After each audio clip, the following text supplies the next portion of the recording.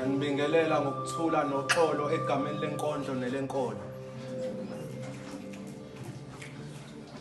Qala kokuhlakanipha ngumesabo ongabonwayo cishe la ungamazwi akhulisa le ndoda enibonayo. Cabanga ukuthi kubili noma kuthatha okungikhathazayo mangingasikhona okugodwa. Ngidinga isimangaliso sezulu ukuze ngifinyelele ekujuleni komhlaba ngigxume ngithinta isibhakabhaka. Ngilondoloze Jehova nginingi okusemahlombo kungisindayo ngene ikhombe. Azibantwana nginiboni kahle mina ngiyasitheka. Kodwa mangisitheka abantwana ngizizwe sengathi mina ome phambi kwami. Azibantwana nami ngiyaye ngifisa ukuba imbongi uthando ngiliqonde ngokujula kwalo. Ninazibongi nemfihlo ngikwazi kanjani ukuphila nothando nezinkinga zami.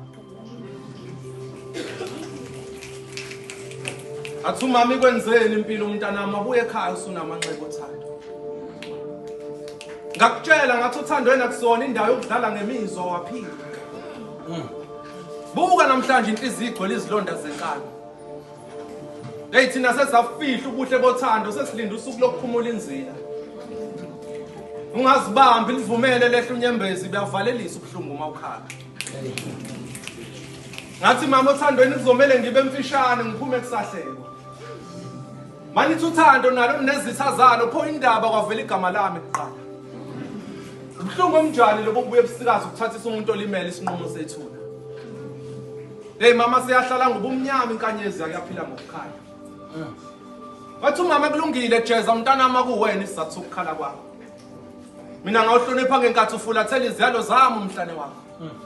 Kwakumele ngisondeze phezulu kwekhanda lakho njengesambile lesasibona amaconsa azayo.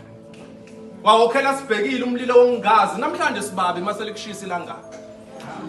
Kumina njengomzali abukeke mahle lamanxeba osibuyele nawo. Sikukhuza wakhetha ukubona ngomopho sisala kutshela. Wamthanda ngempela wayekufihlela ukukhala kwakho. Engakho sivumele thina sinoyihlo sikushayela ihlombo kopha kwakho. Usabe umntanami umngozi wokuthanda umuntu onenhliziyo engenalo uthando lwakho.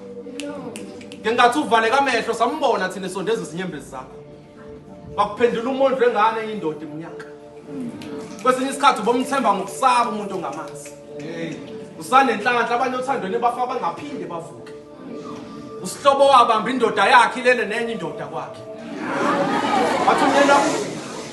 Wathi umyeni wakho ungixolele nkosikazi ngokufihlela ngemizwa yolengise njengami. Lo mhlaba mkhulu maningi amacala afihlwe ngaphansi komhlabathi.